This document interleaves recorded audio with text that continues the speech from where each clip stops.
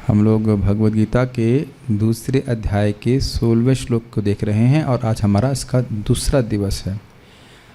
Please बोलिए मेरे पीछे। ना सतो विद्यते भावो, न सतो विद्यते भावो, ना भावो विद्यते सतः, न भावो विद्यते सतः, उभयोरपि दृष्टोऽन्त, उभयोरपि दृष्टोऽन्तः, त्वन्योस्तत्त्वदर्शिभिः, त्वन्योस्तत्त्वदर्शिभिः। ना सतो विद्यते भावो, न भावो विद्यते सतः, न सतो विद्यते भावो, न भावो विद्यते सतः, उभयोरपि दृष्टोऽन्तस्त्वन्योस्तत्त्वदर्शिभिः, उभयोरपि दृष्टोऽन्तस्त्वन्योस्तत्त्वदर्शिभिः। न सतो विद्यते भावो, न भावो विद्यते सतः, न सतो विद्यते भावो, न भावो विद्यते सतः, उभयोरपि दृष्टोऽन्तस्त्वन्योस्तत्त्वदर्शिभिः, उभयोरपि दृष्टोऽन्तस्त्वन्योस्तत्त्वदर्शिभिः। कृष्ण लादनी माता जी को माइक दीजिए।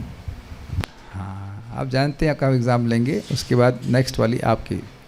ना असतः विद्यते भावः, क्या अर्थ है? ना का मतलब नहीं, असता मीन्स भौतिक शरीर, और विद्यते मतलब है, और भावा मतलब चिरस्थायित्व, मतलब भौतिक शरीर का कोई चिरस्थायित्व नहीं है। Very good. वापस विपिन प्रभु को दीजिए। न अभावः विद्यते सतः। ना भावो मतलब अपरिवर्तनशील, अभाव मतलब भाव मतलब परिवर्तन, भावः मतलब अपरिवर्तनशील, और अभाव मतलब नॉट अपरिवर्तनशील अर्थात परिवर्तनशील। और फिर उसमें एक और ना लग जाए। भाव मतलब अपरिवर्तनशील, जो परिवर्तनशील नहीं है उसको भाव कह रहे हैं। इसे कह रहे हैं ना भावः असतः भावः न विद्यते। भौतिक वस्तु का अपरिवर्तनशील स्वभाव कभी नहीं होता है। कहाँ आ लगाना है, कहाँ ना लगाना है, समझ में नहीं आ रहा है। और न अभावः विद्यते सतः, सतः मतलब शाश्वत वस्तु का अभाव न विद्यते। अच्छा ऐसे सोच लीजिए, अगर आपको एकदम संस्कृत नहीं समझ में आ रही तो हिंदी समझ में आ रही है। अभाव का अर्थ क्या होता है? कमी। तो अब बताइए, अब तो समझ में आ रहा है। कमी अगर कमी हो रही तो कमी होते होते एक दिन समाप्त हो जाएगा। तो ऐसे समझिए, सतः अभाव न विद्यते। अब तो बिल्कुल हिंदी जैसा समझा रहा हूँ। शाश्वत वस्तु का में कमी कभी नहीं होती है। अब तो समझ में आ रहा है। और असतः भौतिक वस्तु में असतः भाव न विद्यते। असत वस्तु में ऐसा कभी ना हो, नहीं होता कि उसमें कमी ना हो। कमी होती ही रहती है, पर उसमें परिवर्तन होता ही रहता है। कमी मतलब परिवर्तन। Is it okay? अब तो ये बिल्कुल हिंदी की तरह, ऑल्दो ये भाव का अर्थ कमी हम नहीं ले रहा चाहिए, लेकिन एक अर्थ बता रहा हूँ, परिवर्तन की बात है। जी हाँ, चिरस्थायित्व। चिरस्थायित्व मतलब चिर मतलब लंबे समय तक। हाँ परमानेंट लीजिए। ये इंटरेस्टिंग है कि स्थायित्व तो है ही नहीं भौतिक चीज़ का, लगातार चेंज हो रहा है। भाव मतलब होता है चिरस्थायित्व, चिरस्थायी होने का गुण। लंबा स्थिर हो, लंबा चले। अब बड़ा इंटरेस्टिंग है, बहुत इंटरेस्टिंग है। अब आप लोग और दिमाग लगाइए, पता नहीं सोच पा रहे कि नहीं, और जूम इन कीजिए। यानी कि लंबा का मतलब क्या है? कोई वस्तु अगर कुछ क्षण के लिए भी अपरिवर्तनशील है तो भी वो उसमें वो भौतिक वस्तु नहीं है। एकदम मैथमेटिक्स की तरह बात हो रही है। मान लो ये माउस है, आप लोग चलिए लेट अस काउंट 1 2 3 4, कोई परिवर्तन नहीं आया ना इसमें। आज हमने संकल्प किया, गुस्सा नहीं होंगे। आपको दिखा नहीं है, बैटरी कुछ डाउन नहीं हुई है। My dear devotees, this is very important point. बहुत ज़्यादा सूक्ष्म वस्तु बात है। चिरस्थायित्व से आप ये मत सोच लीजिएगा कि कुछ समय के लिए वो स्थिर रह रहा है। वो सदैव स्थिर है, सदैव अस्थिर है। अस्थिर मतलब निरंतर परिवर्तनशील है। देखिए काल की गति इतनी सूक्ष्म है कि दिखता नहीं है, लेकिन आप ये बताइए कि हर क्षण अगर परिवर्तित ना हो रहा होता तो वो कभी परिवर्तित नहीं होता। This again googly to understand. आप इस जगत में हर कोई वस्तु को कुछ परिवर्तित होते हुए देख रहे हैं, तो वो परिवर्तन हर क्षण के परिवर्तन का इकट्ठा हुआ स्वरूप है। यद्यपि लग रहा है कि वो परिवर्तन नहीं हो रहा है, लेकिन उस परिवर्तन को मैं मेजर नहीं कर पा रहा हूं। कुछ चीजों में स्थायित्व दिखता है नहीं समझ में आ रहा आपको? मैंने अभी आपका टेस्ट लिया कि क्या ये माउस चेंज हुआ, तो माउस की पूरे सेटअप को देखिए ना, इसमें बैटरी है और बाकी सारे सिस्टम, तो आप कहेंगे नहीं बिल्कुल चेंज नहीं हुआ, आपको दिख नहीं रहा है। और नहीं तो एकदम से इसकी बैटरी डाउन हो जाती है, एकदम से होती है। तो ये एक पदार्थ, इसी को कहते हैं तत्व दर्शन। यानी कि भौतिक वस्तुओं का परिवर्तन, उनका क्षय आप कभी रोक ही नहीं सकते हो, वो निरंतर परिवर्तनशील है। और आप में कितनी देर में परिवर्तन आता है? आत्मा में कभी भी परिवर्तन नहीं आता, अनादिकाल से जैसे हैं वैसे ही रहेंगे। हाँ, हमारा क्या प्रभावित हो रहा है? हम लोग अविद्या से ग्रसित होते हैं, हमारी चेतना प्रभावित हो जाती है। चेतना नष्ट नहीं होती है, चेतना कॉन्टैमिनेटेड हो जाती है, और वह भी भगवान की व्यवस्था से होती है, अन्यथा हो नहीं सकती है। कुछ समझ पा रहे हैं बात? यहाँ पे बात बड़ी कंट्रोवर्शियल हो जाएगी कि आत्मा का, आप कह रहे हो आत्मा परिवर्तनशील नहीं है, ठीक है मान लिया, और चेतना आत्मा का गुण है, तो चेतना फिर कैसे प्रभावित हो सकती है? एक्चुअली असंभव है। लेकिन क्योंकि जीव भोग करना चाहता है, इसलिए भगवान असंभव कार्य को भी संभव कर देते हैं अपनी अविद्या शक्ति के द्वारा। नहीं तो जीव के लिए भोग करना असंभव है, आपको पता है ये बात? It is impossible. ये बात भागवत में तीसरे स्कंद में फिर से आएगी कि असंगम, अयम ने पढ़ चुके हैं, असंगम ही अयम पुरुष। ये जीव इस जगत से किसी वस्तु में बिल्कुल उससे विपरीत है, वो कैसे भोग कर सकता है? हम लोग सच्चिदानंद हैं, स्वरूपतः सच्चिदानंद हैं, और हम मान रहे हैं कि भौतिक वस्तुओं से हमको सुख मिल रहा है। ये अजीब सी बात है कि नहीं? आप ये बताओ ना, भौतिक वस्तु की किसी भी वस्तु में सुख है नहीं। मैं अगर कहूँ कि भाई हम लोग आपको मट्ठा पिलाएंगे, कहाँ से मट्ठा बनाया प्रभु जी? पानी से मथ करके मट्ठा बनाया। अच्छा, हम ये कहें कि हमने एक बिलोना घी लॉन्च किया गौ माता में, कहाँ से बनाते? पानी को मथ करके घी निकाला है। आज क्या हो गया प्रभु जी, बहुत दिन से कुछ खाए नहीं, ज़्यादा व्रत कर लिया, क्या पानी को मथ के घी निकलता है?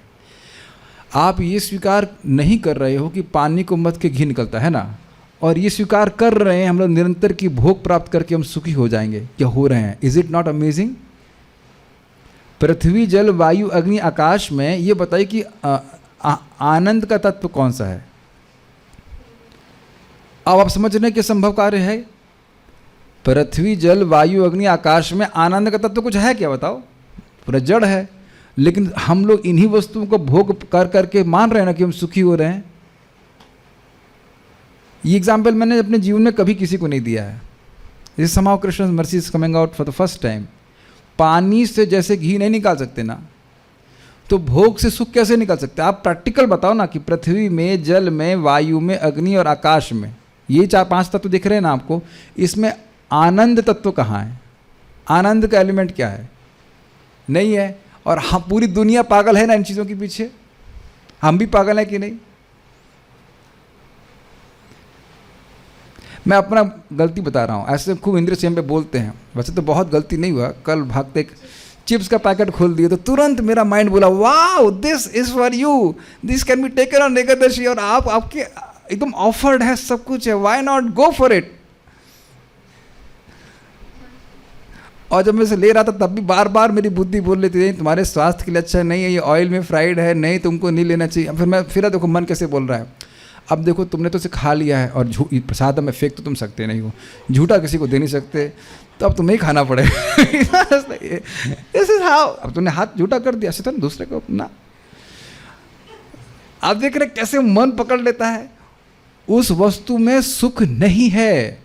हो क्या रहा है कि मन को अच्छा लगता है, इसे कहते हैं अनुकूल वृत्ति, और मन को खराब लगता है, उसे कहते हैं प्रतिकूल वृत्ति। उसको हम सुख मान रहे हैं, तो मानने का अर्थ ये नहीं कि वो वहाँ पे सुख है। और आप सबने अनुभव किया होगा, कभी कभी भगवान की कृपा होती है, जब करते समय एक पॉजिटिव सुख अनुभव करते हो आप, यू कांट एक्सप्लेन इट। वो किस वस्तु से आ रहा है आप ये भी नहीं समझ पा रहे हो। शब्द बोल रहे हैं, लेकिन वो शब्द भौतिक शब्द से बिल्कुल अलग है। भौतिक शब्द सुनकर कुछ मन में कुछ होता है, वो अलग चीज़ है, बट द डायरेक्ट परसेप्शन आपने अनुभव किया होगा जब में, वेरी सेटिस्फाइंग, उसके not be explain by anything. या कीर्तन में कभी आनंद आता है जो इस के नॉट बी एक्सप्लेन, नहीं, इट के नॉट बी एक्सप्लेन। मुझे याद है कि मैं कानपुर गए थे, हम लोग बस पार्टी में, और पुस्तक वितरण किए थे। उस दिन 30 गीता बांट दिए थे, और एक शराबी को भी दे के आए थे, शराब वाले को। उस दिन जो आनंद था वो बिना किसी चीज़, I can not explain it, अंदर से आनंद आ रहा था, वो बाहर से नहीं होता है। आप कुछ इंद्रियों का संपर्क भोग से कर रहे हैं, भोग कर रहे हैं इंद्रियों को, विषयों से इंद्रियों का संपर्क कर रहे हैं, वैसा सुख नहीं था। शायद आप लोगों ने भी कभी अनुभव किया हो, मान लीजिए रथ यात्रा में है, कीर्तन में, या बहुत देर आप कीर्तन किए, तो वो अंदर से एक आनंद की अनुभूति होती।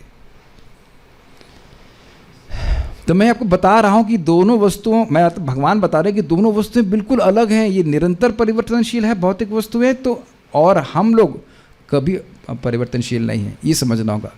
उभयोरपि दृष्टोस्तस, दोनों को दिखाकर, अभी आप लोगों को मैं दोनों वस्तु दिखा रहा हूँ कि नहीं, कि देखो विचार करो कि ये भौतिक वस्तु का क्या गुण है और आध्यात्मिक वस्तु का क्या गुण है। तो अन्योस, अन्योस मतलब इन दोनों का मतलब सत का और असत का, इनको देख करके विचार किया, किसके द्वारा, तत्वदर्शियों के द्वारा। हाँ, और बहुत मज़ेदार बात है, पिछली बार पूछा गया कि तत्व का मतलब क्या है, मैं कहा तत्व का मतलब है सत्य। अब इसको देखो प्रैक्टिकल एप्लीकेशन क्या है। कल भी मैंने बताया था, एक डिवोटी हैं माता जी, वो बहुत परेशान थी, ये हो नहीं हो रहा, बहुत लिटरली मतलब बात कर रही थी, बस विलाप ही करते जा रही थी, क्योंकि बहन बहुत दुखी है, ये है। तो मैंने कहा कि बहन पहली बात दुखी किस चीज़ के लिए है, राहु दोष की वजह से, जो भी है वो भी दुखी है इसलिए क्योंकि अपने को शरीर मान रही है, बट वट एवर। और आप दुखी क्यों हो, क्या कारण है, आसक्ति की वजह से। हाँ प्रभु जी फिलॉसफी, हमने कहा फिलॉसफी नहीं है, ये सत्य है, यानी कि तत्व का दर्शन नहीं किया जा रहा है। Are you able to follow this? सत्य का दर्शन नहीं किया जा रहा। और व्यक्ति, कोई व्यक्ति दुख में है तो दुख में, वो भी दुख में क्यों है बताइए, क्योंकि उसने किसी को दुख दिया है। आप हमारी जीभ अगर हमारे ही दांत के बीच में आएगा तो सामने वाले का मुंह तोड़ेंगे, क्यों शुभजीत प्रभु, क्या लगता है? हाँ हमारे दांत खुद ही हमारी जीभ को दबा दे तो सामने वाले को मुक्का मारेंगे। क्या ये बेवकूफ़ी कहलाई जाएगी कि नहीं, मूर्खता कहलाई जाएगी? गलत काम कर रहे हो तभी तुम्हें दुख प्राप्त हो रहा है। सभी के तो राहु दोष नहीं चल रहा है, इज इट नॉट सिंपल? तो ये मैं खाली एग्जाम्पल दे रहा हूँ कि व्यक्ति तत्व दर्शन नहीं कर पाता है तो भ्रमित रहता, दुखी कौन है इत्यादि। हाँ कुछ पूछ रहे थे प्रभु जी। भाव का मतलब अपरिवर्तनशील। हाँ, भाव का मतलब अपरिवर्तनशील, और अभाव में आप ना लगा दीजिए, ना अपरिवर्तनशील मतलब परिवर्तनशील। अच्छा, I am not saying that you should not do it, मतलब यू शुड डू इट। दो नो मिलके पॉजिटिव हो जाता है ना, ठीक है। अभाव मतलब परिवर्तनशील, यस, और भाव मतलब अपरिवर्तनशील। भाव मतलब अपरिवर्तनशील, चिरस्थायित्व। ओ अब समझ में आ रहा है। और अभाव मतलब नॉट अपरिवर्तनशील, मतलब परिवर्तनशील। नॉट अपरिवर्तनशील। नहीं समझ में आ रहा है अभी तक? ये मेरे सामने जो सत हैं इनके दिमाग में असत घुसा हुआ लगता है, कठिनाई हो रही समझने में। भाव मतलब होना, तो उसी से भाव आ रहा है कि हमेशा होना। तो हमेशा होना ऐसा शाश्वत वस्तु का स्वभाव, भौतिक वस्तु का कभी स्वभाव नहीं होता। जैसी आज है वैसी वो कल नहीं है, ठीक है। एक और बात भी है कि जो वस्तु पहले नहीं थी और आज है और कल उस स्वरूप में नहीं रहेगी तो आज भी वो नहीं है, ऐसा सिद्धांत माना जाता है। जो वस्तु त्रिकालिक सत्ता वाली है, जो एक रस से रहती है, उसी का स्थायित्व माना जाता है, उसी को वस्तु कहा जाता है। वेद्यम वास्तवम अत्र वस्तु, तो वस्तु है भगवान, वस्तु हैं जीव, और उन भगवान की शक्ति। माया भी वस्तु है क्योंकि वो परिवर्तन नहीं होता। माया में, भौतिक प्रकृति में परिवर्तन नहीं होता है, उसके जो उत्पादन है उनमें परिवर्तन हो रहा है। प्रधान यथावत रहता है, ध्यान रखिएगा। और बात आ रही थी, मैं बोल दे रहा हूँ। एक व्यक्ति पूछ रहे थे कि भाई कर्म शाश्वत क्यों नहीं है। देखिए ये क्यों वाली बात बड़ी सिंपल है। आप चाहते हैं कि कर्म शाश्वत रहे? नो, नहीं। कर्म अगर शाश्वत रहेगा तो हम कभी मुक्त ही नहीं हो सकते। तो कोई भी चीज़ हम जानते कैसे हैं? भगवान के द्वारा। तो कर्म अनादि है, कोई शुरुआत नहीं है। जीव अनादि है, माया अनादि है, भगवान भी अनादि हैं। लेकिन अनंत क्या है? और काल भी अनादि है। अनंत कौन कौन से हैं? भगवान अनंत हैं हर तरह से, देश की दृष्टि से, काल की दृष्टि से। जीव भी अनंत है, लेकिन वो हर देश में नहीं, केवल काल की दृष्टि से। मरेगा नहीं कभी। जैसे यहाँ पे लिखा हुआ है, भौतिक शक्ति भी अनादि है और अनंत है। कभी ऐसा समय नहीं आया कि भौतिक शक्ति आई हो, हमेशा से है और हमेशा रहेगी। उसका प्राकट और अप्राकट्य होता रहता है, ठीक है। और काल भी अनादिकाल से, अनादि समय, अनादि है और अनंत समय तक रहेगा, अनंत है ही। और कर्म अनादि जरूर है, अनादि सिद्धम, और उसके बाद ये अनंत नहीं है।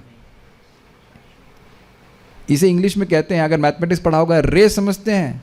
रे और लाइन के दोनों एंड्स इन्फिनिटी हैं, लेकिन रे का एक पॉइंट है और पीछे इन्फिनिटी। तो इन्फिनाइट समय से शुरू है हमारा कर्म, लेकिन भगवान का भजन करने से कर्म नष्ट हो जाता है।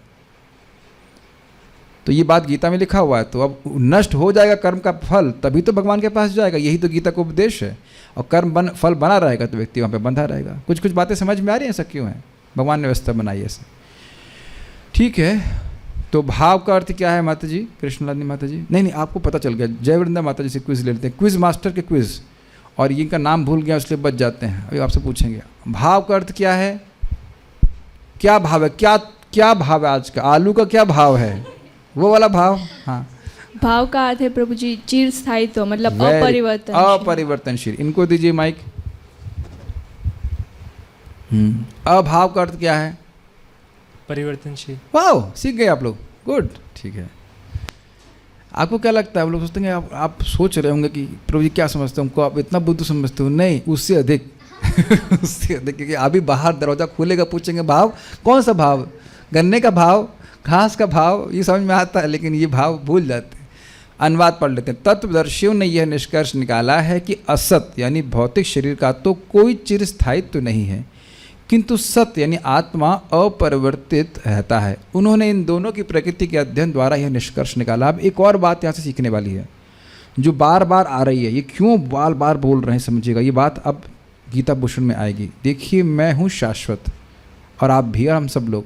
और हम हैं किस एटमॉस्फेयर में? हम किस वस्तु का आश्रय लिए हैं, किस स्थान का आश्रय लिए हुए हैं? अशाश्वत, जो निरंतर परिवर्तनशील है। Is it not uncomfortable? जो हम चाहते हैं, और यानी कि हमको कौन सा वातावरण चाहिए, कैसा शरीर चाहिए जो एकदम शाश्वत हो। ये सीधी बात है। तो अब क्या करना है? ऐसे कार्य नहीं करने हैं जिससे मुझे दोबारा एक परिवर्तनशील शरीर प्राप्त हो, चाहे वो सुंदर हो, चाहे वो कैसा भी हो। वो मेरे स्वरूप से बिल्कुल अलग है। ये बात दिमाग में घुस रही है। मैं शाश्वत प्राणी हूँ, तो मेरे कर्तव्य, मेरे कार्य ऐसे नहीं होने चाहिए जिससे मुझे दूसरा शरीर प्राप्त हो। और वो क्या कार्य हैं बता सकते हैं? दो शब्द में, आप दो शब्द के हैं वचन है। किन कार्यों से हमको दोबारा भौतिक शरीर प्राप्त होगा? IT industry. आईटी इंडस्ट्री से क्या कहते हैं? इंद्रिय तृप्ति। ये कहाँ काम करते हो? आईटी इंडस्ट्री में, इंद्रिय तृप्ति में। सब लोग को जॉब लगा हुआ है ना? यस। कोई पूछे कहाँ काम करते? आईटी में काम कर रहे हैं आईटी फील्ड में आईटी फील्ड क्षेत्र, ये शरीर क्षेत्र है। और आईटी फील्ड पे हम लोग डेवलपर हैं, इंद्रिय तृप्ति के खेत के डेवलपर हैं हम लोग। वाह, this is a new one, is it not? IT industry में। आप कहाँ काम? आईटी में। शुभजीत कहाँ पे? आईटी में। मैं IT. IT boss, IT students, इंद्रिय तृप्ति पे हम लगे हुए। तो इंद्रिय तृप्ति करने से क्या मिलेगा? नेक्स्ट बॉडी मिल जाएगी। और अगर भगवान का भजन करेंगे तो हमारे आध्यात्मिक शिव प्राप्त होगा। प्रभुपाद कहते हैं if you act like gods, if you act like gods, god के व्यक्ति जैसा कार्य करोगे तो गॉड के व्यक्ति वाला शरीर मिलेगा। If you act like a dog then get the body of a dog. आज भी मेरे को एक्चुअली रात के 12 बजे मैं सोते सोते लेट हो गया था, लेकिन एक विचार बहुत स्ट्रांग आया। Next life is not far away, we better get ready right away. क्या स्टेटमेंट था! एकदम भगवान से कुछ प्रेरणा दे रहे थे कि बहुत समय नहीं है आपको अगला जीवन प्राप्त करने के लिए, है ना। बहुत अच्छा, एग्ज़ाम तो अभी दूर है। कितना दूर है? हाँ, तो एक भी हम वस्तुतः हमको एक भी ऐसा कार्य नहीं करना चाहिए जिसका पेमेंट करने के लिए हमको दोबारा जन्म लेना पड़े। ये बात इसीलिए बोली जा रही है। ये श्लोक क्यों बोला जा रहा है, समझ में आ रहा है आपको? आत्मा को शरीर से अलग दिखाएंगे तभी आत्मा विचार करेगी कि मैं कैसे आत्मा का रियलाइजेशन करूं। You agree? और अगर अपने को ही देह मान करके देह को ही पोसने में लगा रहेगा तो फिर वो दोबारा देह ही को प्राप्त करेगा। ठीक है, ये गीता भूषण में फोकस किया जाएगा ये बात कि क्या फ़ायदा है, ये श्लोक क्यों बोल रहे हैं, आत्मा को शरीर से अलग क्यों दिखाया जा रहा है। पढ़ते हैं आगे गीता भूषण टीका। और ये हमारे लिए सुनना ज़रूरी है क्योंकि आप देखेंगे उल्टी प्रवृत्ति बहुत ज़्यादा है। शरीर को कुछ प्राप्त होने वाले भोग हैं, उसके लिए व्यक्ति खूब तप करने के लिए आगे रहता है कि नहीं। लेकिन अगर कोई कहे कि भाई भक्ति करना है तो उतना नहीं है। मुझे याद है कि भक्त सामने बैठे हैं, बोले एकादशी में हमको बोला गया 16 माला से एक्स्ट्रा करो। 16 कर तो लिया है? 16 कर तो लिया। अरे शर्म भी नहीं है भाई, ना करते कम से कम बोलते ठीक है प्रभु जी करेंगे, लेकिन नहीं, मुंह पे बोलते 16 कर तो लिया और नहीं करेंगे। अगर बोल दिया जाए कि नौकरी कर रहे हैं 2 घंटा और काम कर लीजिए, 4 घंटा और काम कर लीजिए, आपको हम 2 गुना अधिक सैलरी देंगे, तो जिस दिन 2 गुना मिलेगी उस दिन कोई नहीं भागने वाला है। ये हम सभी में स्वभाव होता है, ऐसा मैं सोचिए कि नहीं। अगर मैं मान लीजिए बोल दूं कि यहाँ पे 10 से 1 क्लास होगी, उसके बाद 50,000 रुपये मिलेंगे, हमें तो लोग लट हो जा देंगे यहाँ पे। तू क्यों घुसेगा? तू गीता शक्ल देखी, तू गीता सुनेगा तू? निकले ऐसे क्यों, है ना। अरे 50,000 तो बहुत हो गया। बलराम हॉल में खाली फ्री प्रसाद मिल रहा होता है, उसी में पूरा भर गया। कभी देखे बलराम हॉल को रोज इतना भरते हुए? आप लोग जा ही रहे होंगे, सुनते हैं, देखते हैं, है कि नहीं। कट करके भर जाता पूरा। 50,000 छोड़ दिए, 50 रुपये के लिए कथा सुनने जाते हैं कि नहीं। गलत बोल रहे हैं, बताइए। ये स्थिति है। तो हम सभी के अंदर शरीर को सुख देने के लिए खूब तपस्या करने की प्रवृत्ति है, लेकिन भजन के लिए नहीं। और मैं प्रैक्टिकल फिर उस बात को बोलता हूँ, अगर ये कह दिया जाए, फिर से जो पहला बोला था कि एक नाम के लिए 1 रुपये मिलेगा, तो 28,000 रुपये मिलेंगे 16 माला करने के लिए। इतना आसान हो जाएगा ना प्रचार। पर डे बुखार, खांसी, जुखाम, कोविड, कैंसर, कुछ भी हो, सब में माला हो जाएगी। और जबकि शास्त्र क्या कह रहा है कि एक नाम से अनंत लाभ हो रहा, फिर भी लोग रो रहे हैं। आज एक व्यक्ति बहाना मार रहे थे, लाइट नहीं थी, ये थी, वो नहीं थी। हमने कहा बताइए। तो मैं इस बात को एम्फसाइज करने के लिए कि भाई हम बद्धजीव का प्रवृत्ति यही कि इंद्रिय तृप्ति के लिए खूब मेहनत कर लेगा, तो इसलिए वो सोचते हुए कि उसे सुख मिल रहा है, जबकि सुख संभव है नहीं, हमने स्थापित किया। तो ये अलग दिखाना, आत्मा को शरीर से अलग व्यतिरिक्त दिखाना, ये बहुत जरूरी है। इसलिए भगवान श्लोक बोल रहे हैं, तब तो हम प्रयास करेंगे। Is it okay? ठीक है। इस प्रकार, और एक और बात ध्यान दीजिए, आत्मा को शरीर से अलग दिखाएंगे और तब ये भी दिखाएंगे कि आत्मा का सुख कुछ अलग वस्तु है, तब आत्मा वहाँ के लिए प्रयास करेगा, और जब प्रयास करेगा तो प्राप्त कर लेगा। ये भी भगवान जानते हैं कि अब ये सिद्धांत है कि एक बार जो आध्यात्मिक पथ में शुरू कर दिया वो पीछे नहीं जा सकता है। Are you able to follow this? लाना कठिन है, जाना असंभव है। Catching this point? भक्ति के पथ पे लाना कठिन है क्योंकि व्यक्ति कन्विंस नहीं हो पाता है कि मैं शरीर नहीं हूँ, आत्मा हूँ, भगवान का अंश हूँ। लेकिन जाना, वापस जाना संभव, भगवान फिर उसको लाते ही रहेंगे। It is very difficult to bring a person, लेकिन वो जा नहीं सकता है। हो सकता है बेविल्डर हो जाए, कुछ हो जाए, फिर भगवान उसको लेके आएंगे। मेरी बात समझ पा रहे हैं क्या? भक्तों के संग के बिना आप आ ही नहीं सकते हो। प्रॉपर भक्तों के संग के बिना आ नहीं सकते। भक्ति में आना नेक्स्ट टू इम्पॉसिबल है, और वो घटित हो चुका है आपके पास। somehow other by good fortune और if you consider it as a bad fortune, आप भगवान के भक्तों का संग प्राप्त कर चुके हैं, प्रभुपाद का संग प्राप्त कर चुके हैं। अब आपको कृष्ण जाने नहीं देंगे। क्या मेरी बात आपको समझ में आ रही है? It is impossible, next to impossible for a जीवा to get association of devotee. दुर्लभ है, अत्यंत दुर्लभ है। और हम लोग ये भी पढ़ चुके हैं कि साधक जो साधना करने की इच्छा रख रहा है उसका संग प्राप्त करना मुश्किल है। तो फिर जो मध्यम अधिकारी हैं, जो और भक्ति में आगे प्रवृत्त हैं, उनका संग करना तो कहना ही छोड़ दीजिए। और उसका महाभागवतों का संग मिलना तो बहुत ही अद्भुत बात है। और गीता भूषण टीका लिखने वाले महाभागवत हैं, बलदेव विद्याभूषण पाद, जिन्होंने एक महीने में पूरा क्या नाम से गीता गोविंद भाष्य लिख दिया था। भगवान डिक्टेट किए थे। प्रभुपाद जी महाभागवत हैं। अब जो कोई एक महीना बोलता है, कोई एक हफ्ता बोलता है, हम लोग तो पूरा जीवन में नहीं लिख पाएंगे। लिखना छोड़ दीजिए, पढ़ ही लें, समझ लें, बहुत मुश्किल बात है। चक्रवर्ती पाद महाभागवत हैं, श्रीधर स्वामी महाभागवत हैं, और भगवान कृष्ण तो हैं ही। When we read them, then we are getting their association. It's amazing.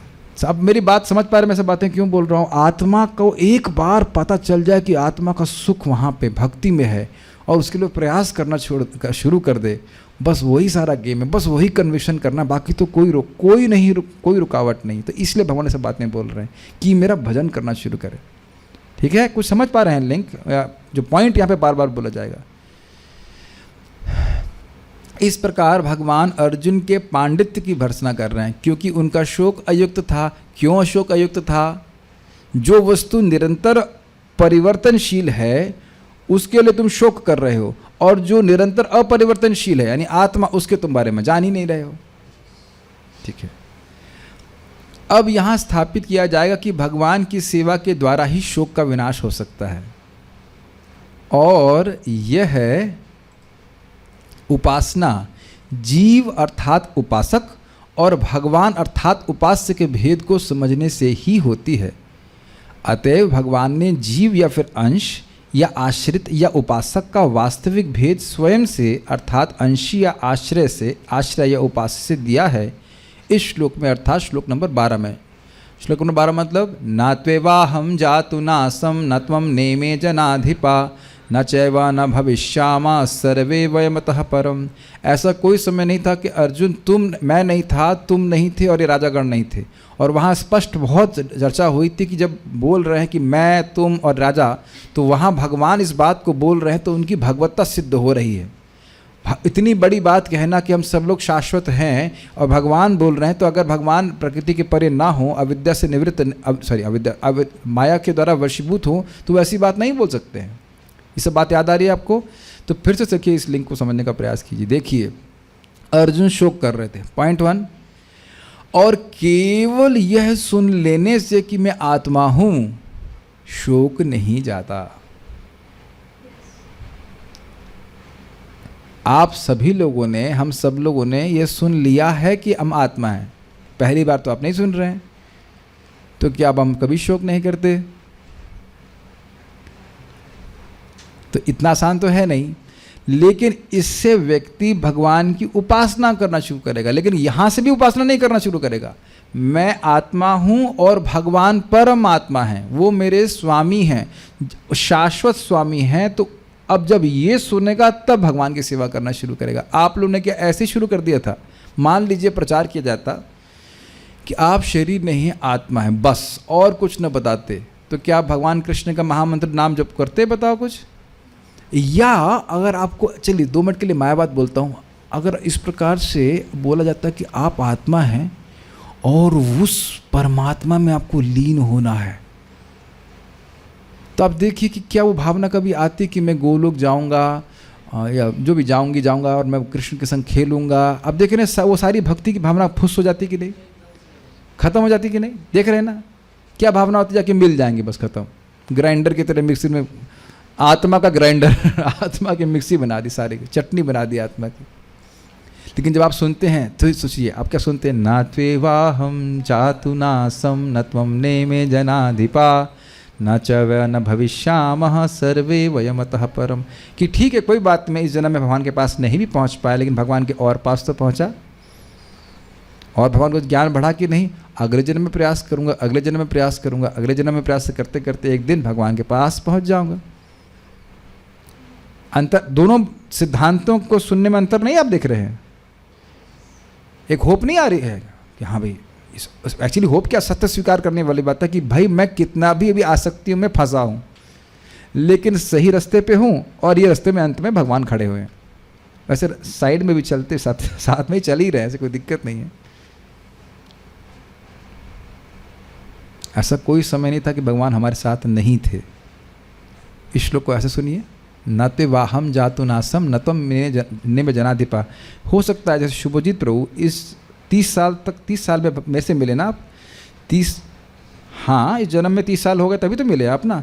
30 साल से पहले भी आप थे और मैं भी था, लेकिन हम लोग मिले नहीं थे। सोचिए श्लोक के बारे में, श्लोक क्रमांक 12 के बारे में, न ते वाहम जातु नासम न तुमने में जनाधिपा। तो अर्जुन और राजा सब थे, लेकिन अर्जुन और राजा साथ में कभी नहीं थे। लेकिन भगवान कृष्ण जब कह रहे हैं कि मैं था और तुम थे और राजा थे, तो भगवान और अर्जुन हमेशा साथ रहे हैं, और भगवान श्री कृष्ण और राजा भी हमेशा साथ में रहेंगे। परमात्मा के रूप में भगवान हमेशा जीव के साथ में है। Got it? थोड़ा अंतर वहाँ भी देखना होगा आपको। यहाँ भी निरंतर भगवान हमारे साथ में है, निरंतर अनादिकाल से। और जब तक हम मुक्त हो जाएंगे तो भगवान के साक्षात संग प्राप्त करेंगे। इट्स वेरी इंटरेस्टिंग नहीं? लेकिन हमें ये सीखना होगा कि ये भगवान श्री कृष्ण हमारे एकमात्र उपास्य हैं, और जब व्यक्ति भगवान का भजन करता है तब ये शोक नष्ट होता है। ये थोड़ा समझिएगा, हम घबराइए मत, हम पूरा टीका नहीं पढ़ाएंगे, लेकिन आपको दिमाग में समझा, मतलब घुसाने वाली बात कर रहे हैं।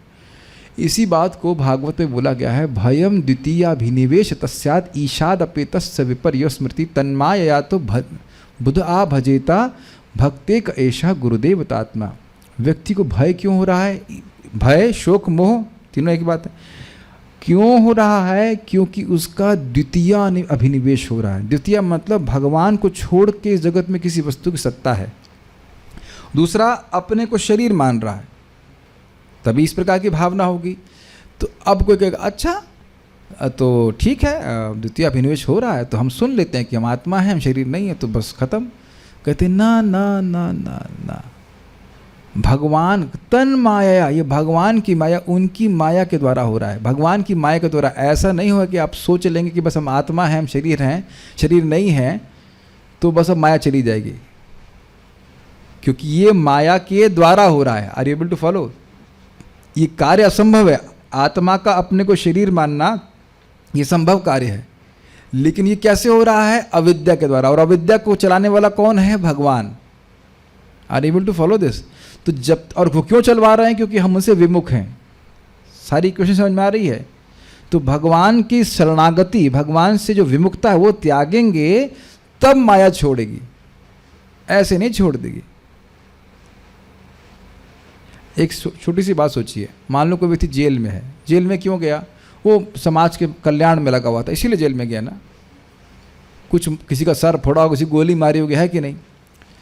अब वो कहे कि जेलर के पास जाए, साहब ऐसा करिए, मैं आपको ये कुछ व्यवस्था कर दूंगा, पैसे वैसे खिला देता हूँ, और बाहर जाके मुझे 2-4 मर्डर और करने हैं, जाने देंगे? जब वो सुधर जाता है, गवर्नमेंट की आज्ञा का पालन करने में वो प्रदर्शित करता है कि हाँ स्टैंडर्ड बिहेवियर है, तब उसको बाहर छोड़ा जाता है। Does it make sense? Does it make sense to you? तो भगवान की आज्ञा जब मानते हैं, मन मना भव मद भक्तु मदयाज माम नमस्कृत, तब माया छोड़ती है। ठीक है? तो अब जेल से छूटने के लिए व्यक्ति सुधार का कार्य कब करेगा? ये समझेगा कि मैंने गवर्नमेंट के नियम तोड़े हैं, इसलिए यहाँ पे हूँ, और यहाँ पे मैं सुखी नहीं हूँ। दोनों बातें होनी चाहिए। और अब मैं इनकी मानूंगा बात और आगे जा कर के मुझे लाभ प्राप्त हो जाएगा, मैं जेल से बाहर निकलूंगा। तो उसी प्रकार से जीव को समझना होगा कि वो भगवान नहीं है, वो भोक्ता नहीं है, भोक्ता भगवान श्री कृष्ण है। और जब उनके वो शरणागत होगा तब वह इस देह की भावना से मुक्त होगा। तो इसीलिए भगवान यहाँ पे बोल रहे हैं श्लोक को कि देखो जब तक ये समझेगा नहीं, इस श्लोक को मतलब 12वें श्लोक को बोला गया कि उपास्य और उपासक कौन है? भगवान है कृष्ण और जीव है उनका उपासक। तो जब समझेगा कि मैं उनका उपासना मतलब ये मेरे उपास्य हैं, उनकी उपासना करेगा तो माया से मुक्त हो जाएगा। और एक आप बात और देखे थे 12वें में, न त्वाहम जातु नासम न त्वम नेमे जनाधिपा। कॉमन पॉइंट क्या है? दोनों शाश्वत हैं। तो आप देखेंगे कि भगवान अपने को समझाने के लिए, ध्यान से सुनिए, उसके स्वरूप को भी समझा रहे हैं। तो ये बात अभी बोली जाएगी कि भगवान को समझने के लिए व्यक्ति को अपने आत्मा के स्वरूप को भी समझना होगा। और इसी कारण से भगवान इस श्लोक में आत्मा के स्वरूप को बता रहे हैं, ठीक से और क्लियर कर रहे हैं। जब तक व्यक्ति आत्मा के बारे में नहीं समझेगा वो भगवान के बारे में कभी नहीं समझ सकता। आप कभी प्रचार करेंगे ना, अगर व्यक्ति सामने यही मान रहा है कि वो हिंदू है, ये मुसलमान है, ये है, तो आपकी बात कभी समझ नहीं पाएगा। इसीलिए पहले कभी नहीं बताया था कि भगवान कौन है, पहले ये बताया जाता है कि तुम हो कौन। Getting it? ये प्रीचिंग का भी बहुत महत्वपूर्ण बात है। और यहाँ भी भगवान स्थापित कर रहे हैं कि तुम हो कौन। ये एक दीपक की तरह है जो ज्ञान का प्रकाश करता है। इसी को इस श्लोक में कहा जा रहा है। अब कुछ इस प्रकार के वाक्य हैं, जैसे यदात्म तत्वेन तु ब्रह्म तत्वं दीपोपमेनेह युक्तः प्रपश्येत अजम ध्रुवम सर्वतत्वैर्विशुद्धम ज्ञात्वा देवम मुच्यते सर्वपाशैः। आत्मानुभव के द्वारा, जो कि एक दीपक के समान है, आत्मानुभव, अपना अनुभव करना कि मैं आत्मा हूँ, एक दीपक के समान है। जब एक योगी भगवान को अजन्मा, निर्विकार और शुद्ध स्वामी के रूप में जानता है, जो सभी अलंकारों से युक्त अर्थात व्यक्ति हैं, और इस प्रकार परब्रह्म का अनुभव करता है, तो ऐसा व्यक्ति सब प्रकार के बंधन से मुक्त हो जाता है। श्वेताश्वतर उपनिषद 2.15। ऐसे वाक्य यह प्रदर्शित करते हैं कि जो व्यक्ति सचेतन अंश या जीव के स्वरूप को जानता है, वह ही भगवान अर्थात सचेतन अंशी के स्वरूप को जानने के लिए योग्य हो पाता है। इसी कारण से पहले जीव के बारे में ज्ञान एक समान रूप से सभी सनिष्ठ भक्तों को दिया जा रहा है। अब थोड़ा समझने का प्रयास कीजिए। देखिए यहाँ ये जो 2.12 को बोला गया, वो क्या बोला गया कि भगवान है उपास्य और जीव है उपासक। इसका भेद भगवान ने दिखाया और ये भेद शाश्वत स्थापित कर दिया कि हम दोनों लोग हमेशा रहने वाले हैं। ये क्लियर आ गया कि भगवान की उपासना मैं शाश्वत रूप से करूँगा। दूसरी बात उन्होंने बताया कि जब तक आत्मानुभूति नहीं हो रही है, वो भगवान की अनुभूति भी नहीं कर सकेगा। जब तक व्यक्ति इसी कॉन्शियसनेस में ग्राउंडेड है कि मैं पुरुष हूँ, मैं स्त्री हूँ, मैं हिंदू हूँ या मुसलमान हूँ, तो भगवान को नहीं समझ पाएगा। तो दोनों चीज़ें हैं। आप लोग पहले समझे ना कि हम आत्मा हैं, थ्योरी की बात कर रहा हूँ, एटलीस्ट थ्योरी की दृष्टि से देखिए, और उसके बाद आप समझ पाते हो कि हाँ कृष्ण परमात्मा किस रूप में है। सीधे परमात्मा की बात किसी को समझाइए, उसे कुछ नहीं समझ में आएगा। आप ट्राई कर लेना कभी। इसलिए मैं भगवान के बारे में डायरेक्ट पहले कभी नहीं बोलता। आप कभी भी देखेंगे मैं किसी नए व्यक्ति को प्रीचिंग करूंगा, कभी नहीं बोलता। प्रभुपाद भी हमेशा you are not this body. भाई सीधी सीधी बात है, आप ABCD सीखो नहीं और शेक्सपियर की नॉवल पढ़ लोगे। चलिए अभी आपको समझ में नहीं आएगा, इन लोगों को बांग्ला टीका देना। जो बांग्ला टीका, प्रभु जी आमी तो बांग्ला जानी ना भाई। जब तुम क ख ग बांग्ला का नहीं पढ़ सकते, ये करके देख लीजिएगा, हम भेज देंगे आपके पास। चक्रवर्ती पाद की टीका है गीता में बांग्ला में अनुवादित है। जब आप क ख ग बांग्ला का नहीं पढ़ सकते तो टीका कैसे पढ़ोगे? अब तो बहुत स्पष्ट हो गया है। जब क ख ग पढ़ना नहीं जानते तो आप कैसे पूरा शब्द पढ़ेंगे? और उसके बाद उसका वो फिलॉसफी तो आगे छोड़ दीजिए आप। Does that make sense? तो जो आध्यात्मिक ज्ञान का क ख ग है कि तुम शरीर नहीं तुम आत्मा हो, यही नहीं समझ रहा है व्यक्ति, तो आगे क्या करेगा? और यही बात भगवान बोल रहे हैं ना, गतासु न गतासुश्च नानुशोचन्ति पंडिता प्रज्ञावादांश भाषे। तुम प्रज्ञावान की तरह बात कर रहे हो, लेकिन तुम शोक कर रहे हो उस वस्तु के लिए जिसके लिए शोक नहीं किया जाना चाहिए। तो पहले व्यक्ति को आत्मा के तत्व को समझना पड़ेगा, तब वह भगवान के तत्व को समझेगा। भगवान के तत्व को समझेगा तो किस प्रकार से समझेगा? भगवान कैसे हैं, क्या गुण बता रहे हैं यहाँ पे? अजम, वह अजन्मा है, ध्रुवम, अविनाशील है, सर्व तत्व विशुद्धम, सभी प्रकार, उनमें कुछ जड़ पदार्थ नहीं है। जब खुद समझेगा कि मुझ में कोई जड़ पदार्थ नहीं है, तब समझ पाएगा कि भगवान कृष्ण में कोई जड़ पदार्थ नहीं। Do you agree with this? आप देख रहे हैं कि दुनिया में कितने लोग ऐसे हैं जो सोचते हैं कि कृष्ण भगवान एक सामान्य व्यक्ति हैं, वो लड़कियों के कपड़े चुराते थे, ये थे वो थे, बहुत सारी बातें सोचेंगे इस तरह से। तो वो सोच रहे हैं ना कि भगवान कृष्ण मर गए, तो क्या सोच रहे हैं?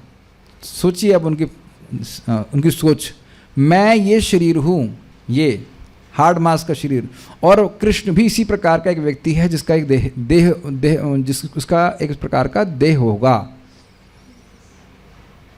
ये मैं अपनी बात कर रहा हूँ। जब मैं बहुत छोटा था तो मैं दादी से बात कर रहा था। हाँ, मुझे समझ में आ गया। अच्छा, क्या समझ में आ गया भाई?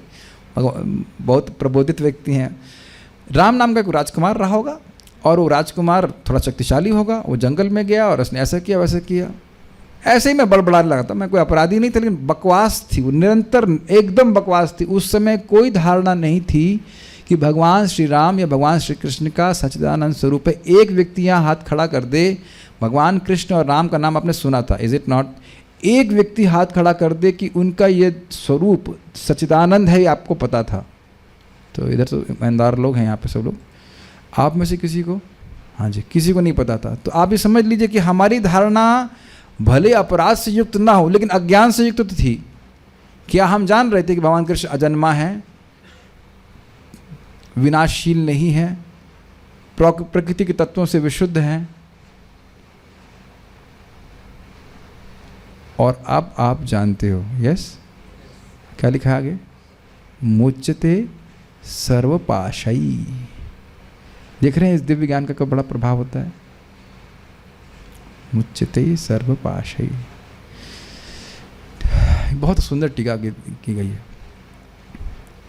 उसके बाद कह रहे हैं कि यह समझाने के लिए कि कृष्ण अंशी हैं और जीव अंश है। अंशी मतलब जिनका अंश जीव है, ये होता है अर्थ, ठीक है? तो उन दोनों के स्वरूप को,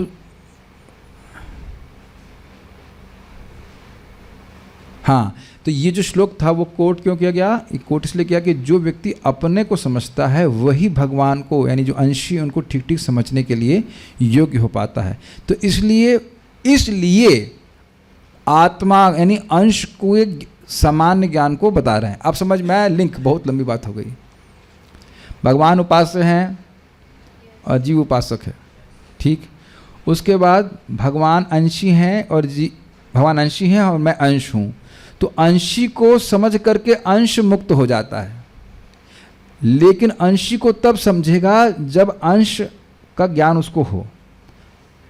अगर समान शब्दों में कहूँ कि आत्मा को समझ करके ही व्यक्ति परमात्मा को समझ सकता है, और भगवान परमात्मा कृष्ण को समझ करके जीव मुक्त हो जाता है, जो प्रयोजन है जीव को मुक्त कर दें। तो इसलिए आत्मा के बारे में सामान्य ज्ञान दे रहे। क्या सामान्य ज्ञान है? कि भाई भौतिक तत्व हमेशा विनाशशील हैं और आत्मा अविनाशशील है।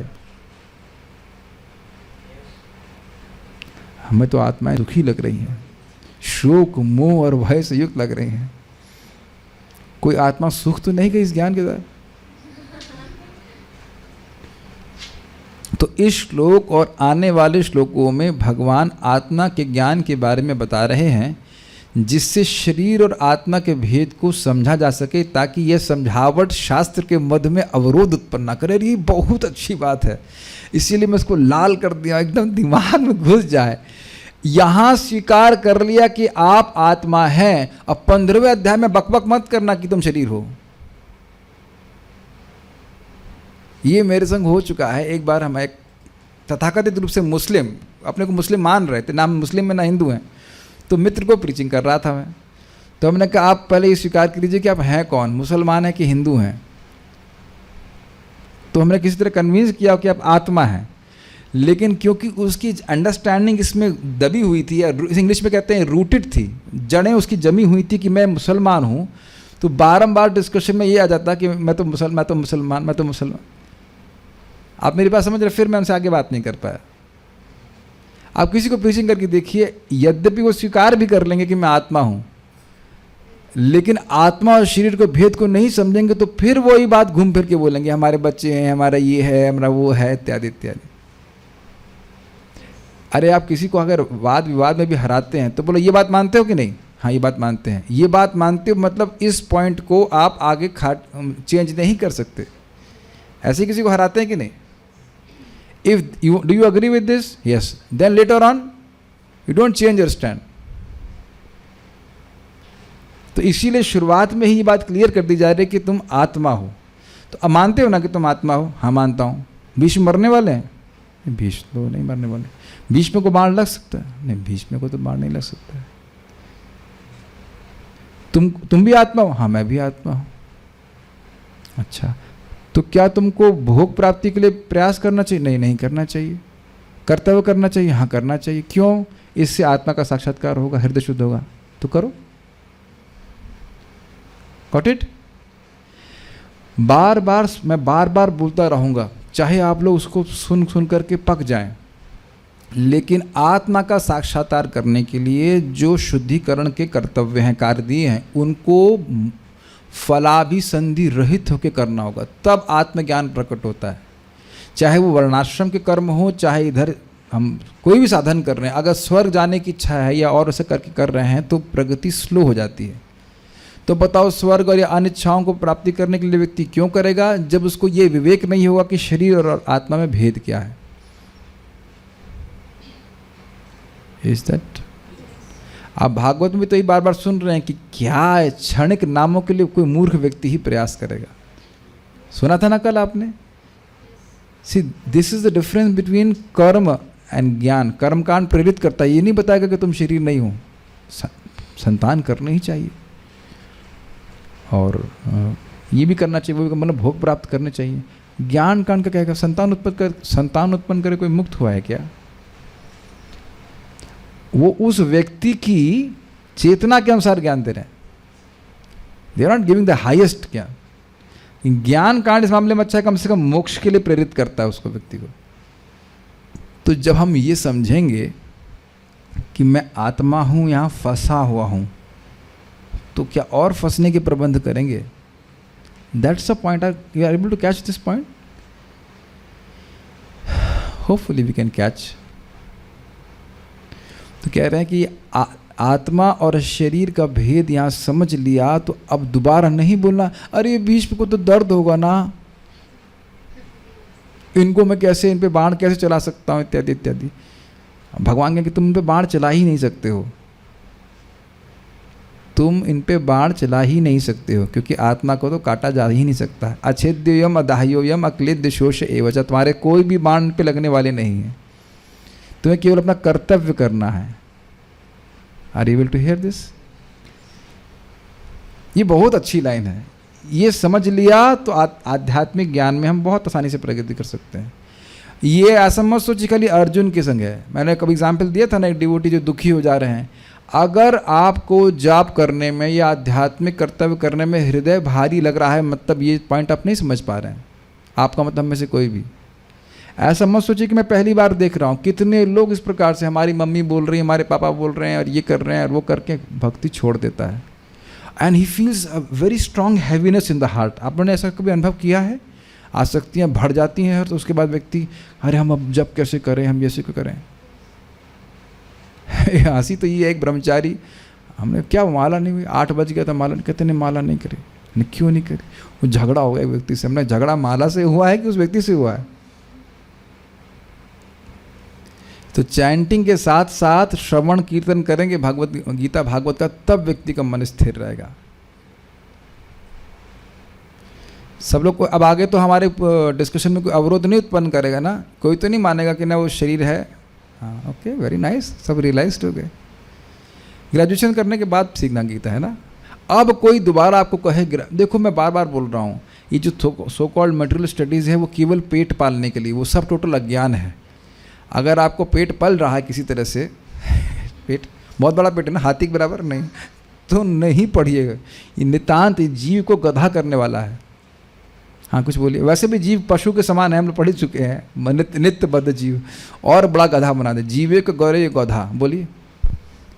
हाँ प्रभु जी इधर ये लिखा हुआ था इसके पहले वाली लाइन में, इसी कारण से पहले जीव के बारे में ज्ञान एक समान रूप से सभी सनिष्ठ भक्तों हाँ को। सनिष्ठ भक्त देखिए क्या होता है, सनिष्ठ भक्त लोग करते हैं, ये समझना होगा। अध्याय 2 से ले लीजिए लेकर के 6 तक सनिष्ठों का वर्णन। सनिष्ठ का क्या अर्थ है? वह वर्णाश्रम के कर्तव्यों को करता है और उसकी बड़ी श्रद्धा है कि मैं वर्णाश्रम कर्म को करूँगा, इससे मेरा हृदय शुद्ध होगा। लेकिन किस भावना में करता है? कर्तापन की भावना को त्यागते हुए कि मैं करने वाला हूँ, और दूसरा फल की इच्छा ना करते, मतलब भोग नहीं चाहिए मुझे। तो इससे क्या होगा? उसका हृदय शुद्ध होगा, दिस कॉल्ड कर्म, निष्काम कर्म योगा। और उसके बाद आगे जाकर वह ज्ञान योग कर पाएगा, वह आत्मा की अनुभूति प्राप्त होगी, और उसके बाद आगे अष्टांग योग करेगा, उससे परमात्मा की अनुभूति प्राप्त होगी, और फिर भक्ति योग करेगा। जी माइक पे बोलिए। भगवान की शक्तियों को भी, जैसे स्वर्ग आदि हैं उनको भी, भगवान की शक्ति जैसे स्वर्ग आदि हैं उनको भी देखने की इच्छा रखते ना ना, वो भी हो सकती है, वो भी हो सकती है, वो भी हो सकती है। हाँ वो आया था, वो भी हो सकती है। लेकिन पॉइंट ये है कि उसको कोई भोगने की इच्छा नहीं है, खाली देखने की इच्छा क्या है ऐसा करके। लेकिन ये क्रमिक विकास होगा, तो विकास क्रमिक हो या कुछ भी हो, लेकिन लक्ष्य तो है ना कि मैं आत्मा का साक्षात्कार करना चाहता हूँ, तो सभी सनिष्ठ भक्तों को दे रहे हैं। ऐसा गीता भूषण के एनालिसिस के अनुसार है। सिर्फ सनिष्ठ भक्तों को। देखिए ये जो प्रोसेस है यहाँ पे प्राइमरली ये निष्काम कर्मयोग, ज्ञान योग और अष्टांग योग वर्णित होगा, जैसा गीता भूषण में बताया गया है। शुद्ध भक्ति का वर्णन 7वें अध्याय से शुरू होगा, तो वहाँ से परनिष्ठों का उपदेश है। भक्ति का एलिमेंट यहाँ पे भी है, लेकिन क्रमिक। अभी आप देखेंगे मनुष्य, ये जो गीता भूषण के अनुसार ये निष्काम कर्मयोग को ही बोलेंगे। निष्काम कर्मयोग में भी भक्ति का एलिमेंट है कि मैं भगवान को दे रहा हूँ, ये कहने का अर्थ है।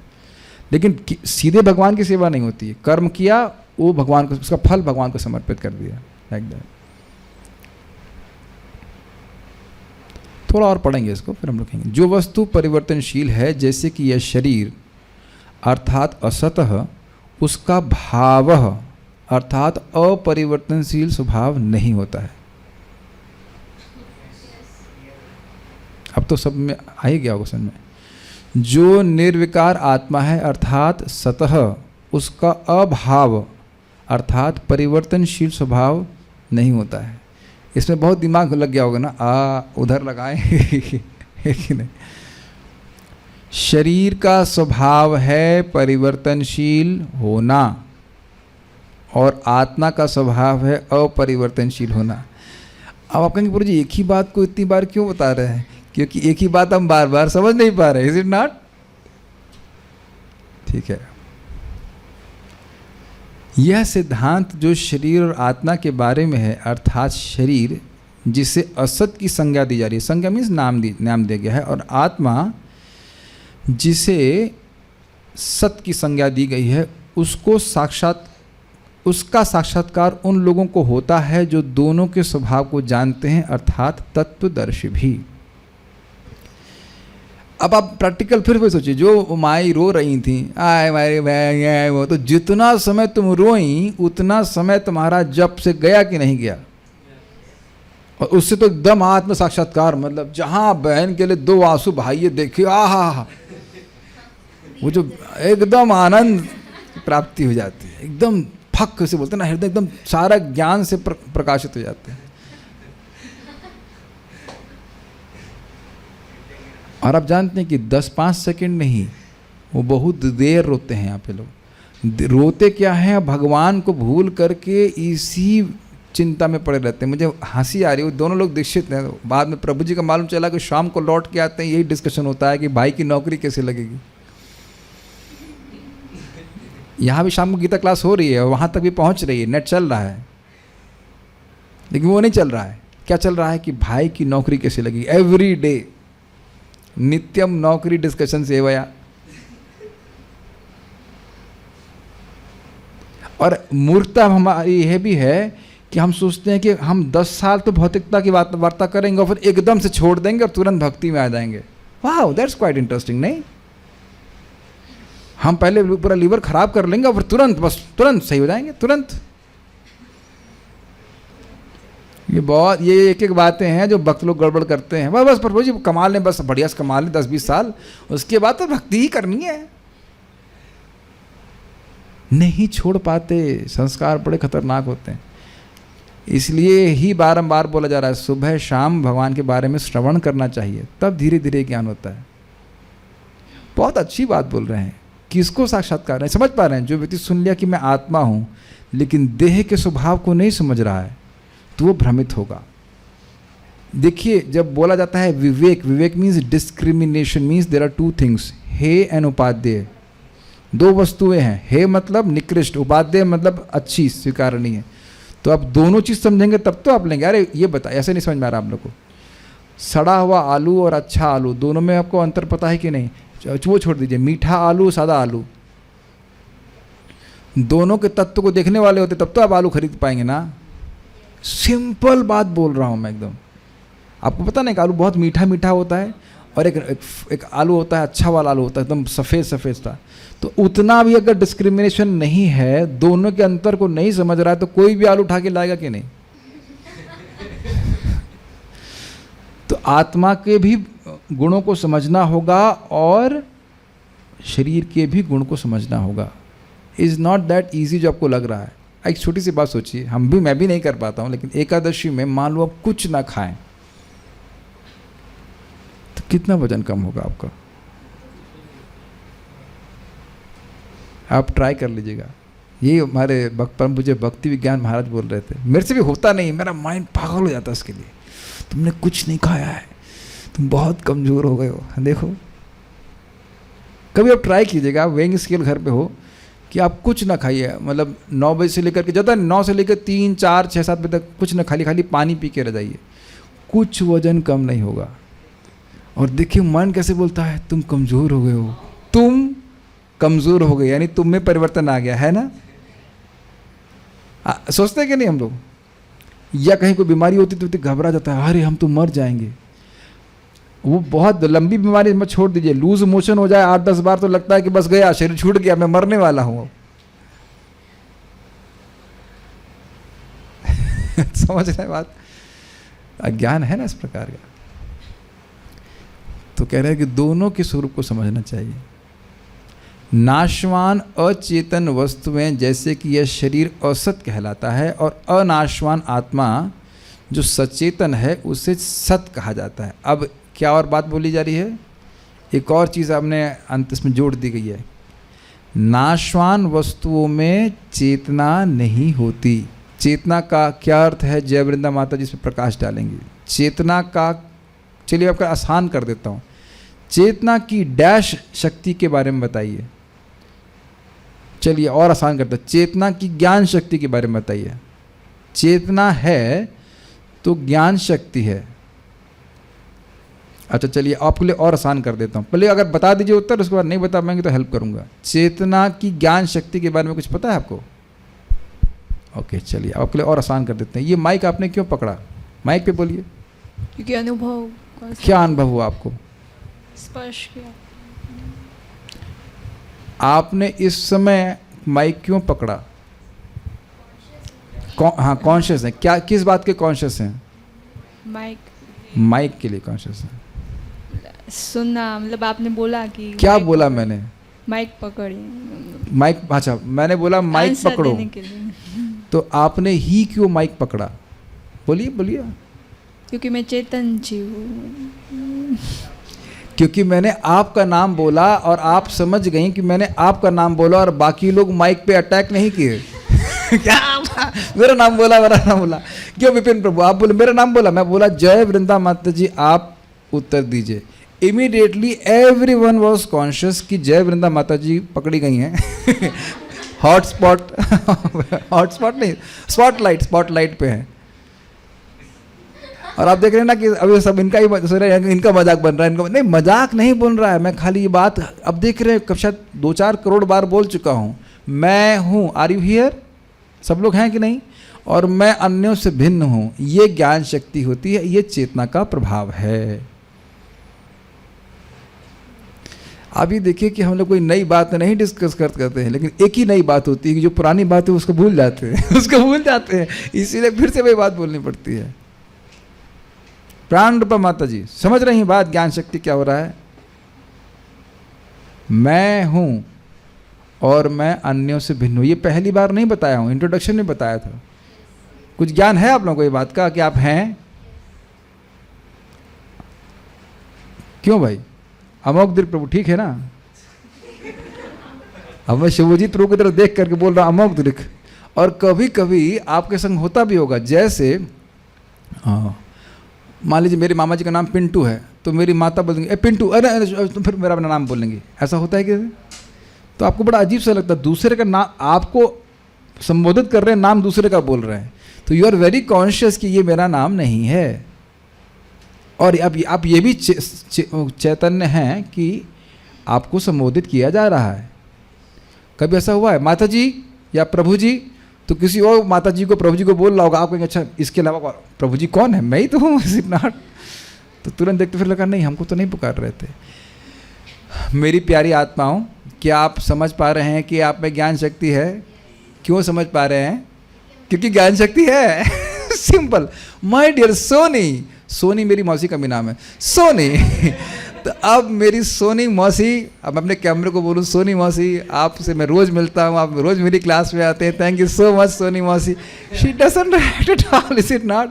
और मैं कहूँ सोनी मामा, लड़कों का भी नाम सोनी होता है, और सोनी मामा तो तुसी कैसे हो? मैं कुछ भी बोलूँ ये कैमरा कुछ रिएक्ट नहीं कर रहा है, नहीं कर रहा है ना? इसको माइक दो बोलने के लिए कुछ।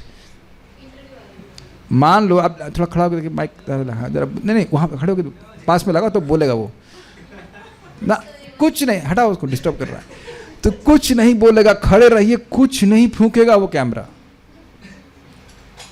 और आप लोग भले भूल जाए, लेकिन इसने एक सेकंड रिकॉर्ड किया है, लेकिन समझा 1 सेकंड भी नहीं है। तो ये कह रहे हैं कि नाशवान वस्तुएं में चेतना नहीं होती और हम लोग चेतना से युक्त हैं। Don't you feel it is strange? इस पे वैशिष्ट का प्रभु बड़ा सुंदर कहते हैं, क्या ये आश्चर्यजनक नहीं है कि मान लो मैं विपिन प्रभु की तरफ देख रहा हूँ तो वो मेरी तरफ देख रहे हैं? मेरी तरफ आप ऐसा क्यों देख रहे हैं? आपने कभी देखा ऐसा कि कोई व्यक्ति से पगला होगा, कुछ होगा, आपको अब गुरु पूजा में जाइए, कुछ जाइए, वो ऐसे ऐसे देखने लग जाएगा आपको, आपको बहुत अजीब सा लगेगा, व्हाट इज दिस, ये क्यों मेरी तरफ देख रहा है? ऐसा हुआ आपने, है कि नहीं? कुछ लोग ऐसे ये क्यों देख रहा है, या कुछ भी और बुरी नीयत से देखे या कैसे भी देखे, या कोई मान लीजिए प्रेम से देखे, वात्सल्य से देखे तो बहुत अच्छा लगता है, तो वो देख रहा है और आप भी देख रहे हैं। Is it not amazing? चलिए अब हम लोग उस बल्ब, प्रकाशमान बल्ब को देखते हैं। वाह, जो दिव्य ज्ञान की रोशनी प्रकाशित कर रहा है, लेकिन वो हमारी तरफ कुछ नहीं देख रहा है।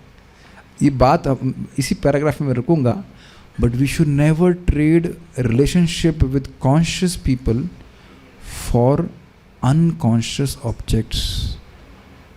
बहुत दुखी हो जाएंगे जीवन में। Do you agree what I am trying to say? जो चेतन व्यक्ति है वो यूनिक है, आप सब लोग यूनिक हैं। मैं तो हूँ ही, आप जान ही रहे हैं, लेकिन हाँ, यस, परम पूज्य राधानाथ महाराज इस बात को बोल रहे हैं, people are meant to be loved and things are meant to be used, and the problem with the society that we are using people and loving things, जबकि ऐसा हो नहीं सकता है।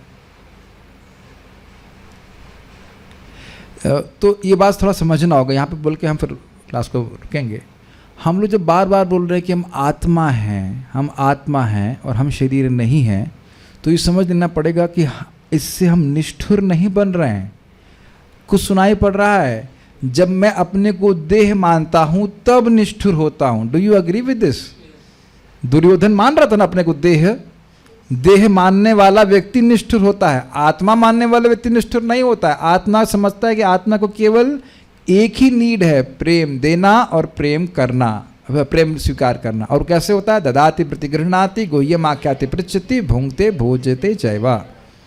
षड्विध प्रीति लक्षण इज नॉट, परम पूज्य राधानाथ महाराज बोल रहे थे, it's not a detail which you can avoid, it's a principle, ये सिद्धांत है।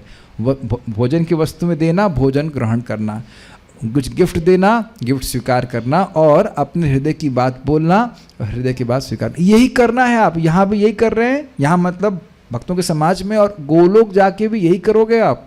और नहीं विश्वास हो रहा है, चैतन्य चरितामृत पढ़ लीजिए। नित्यानंद प्रभु बड़ा स्पेशल राइस लाते हैं और गोपीनाथ की सेवा कर रहे हैं, क्या नाम है उनका, गदाधर पंडित, और घी होता, घी भी बड़ा स्पेशल है, तो उस पर घी पड़ रहा है, चावल, और उसके बाद वहाँ इमली का पेड़ था, वो इमली की पत्ती की कुछ चटनी बनाई, बस 2 आइटम, और गोपीनाथ को भोग लगा और दोनों प्रसाद पा रहे हैं। तो महाप्रभु को इनवाइट नहीं किया गया है, और वो आके बोले तुम लोग इतना बड़ा फीस्ट कर रहे हो और मेरा हिस्सा दे ही नहीं रहे मेरे को। चैतन्य चरितामृत पढ़िए, यही चल रहा, खाना पीना चल रहा है और पूरी पूरी रात कृष्ण कथा चल रही है, कीर्तन चल रहा है, ये आत्मा की क्रियाएं हैं। Does it make sense? और आप ये देख रहे हैं आजकल के समाज में, पत्नी भी काम करने जा रही है, पति भी काम करने जा रहे हैं, किसके लिए? वस्तु को इकट्ठा करने के लिए। और आपस में ये सब 6 कार्य होते हैं क्या, बताइए? कि आपस में कुछ बात करते हो, या ये भी बहुत रेयर हो गया है। भौतिकतावादी लोग भी कुछ बात नहीं कर पाते आपस में, उसमें फिर यूट्यूब और सब कुछ आ गया है।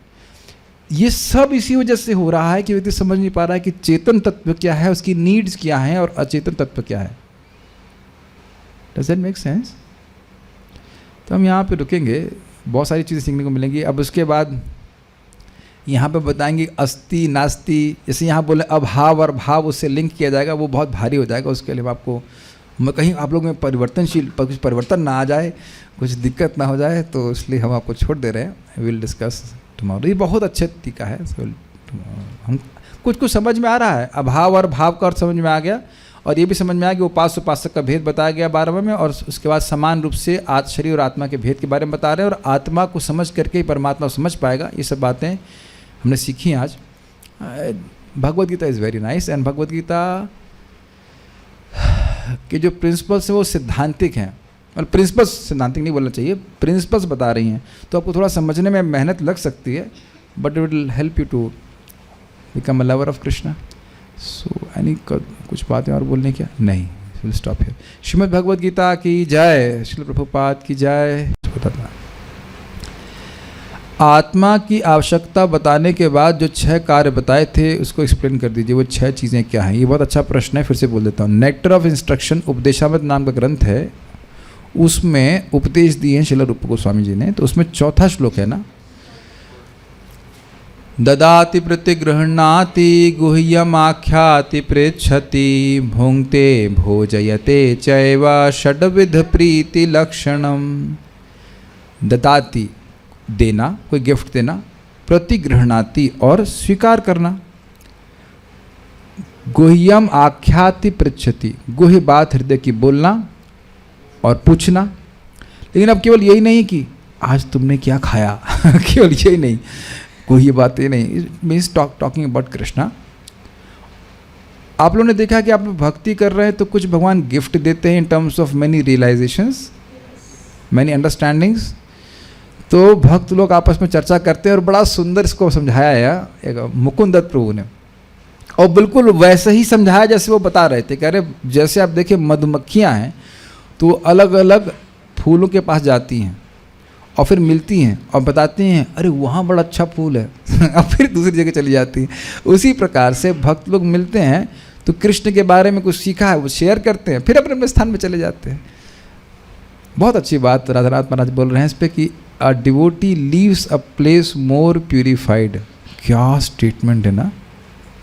इससे पहले कि मैं किसी को कुछ बोलूं मुझे सोचना पड़ेगा कि क्या ये कृष्ण के संबंध में है, तभी वो और प्योर होगा, और नहीं तो बहुत डिफिकल्ट है ना ये बात कितना डिफिकल्ट स्टेटमेंट है। बट पॉइंट इज दैट कथयंतश्च माम नित्य तुष्यन्ति च रमन्ति च। तो भगवान के भक्त, शुद्ध भक्त नित्य ही भगवान के बारे में बात करते हैं, चाहे वो व्यासासन पे हो या नहीं हो।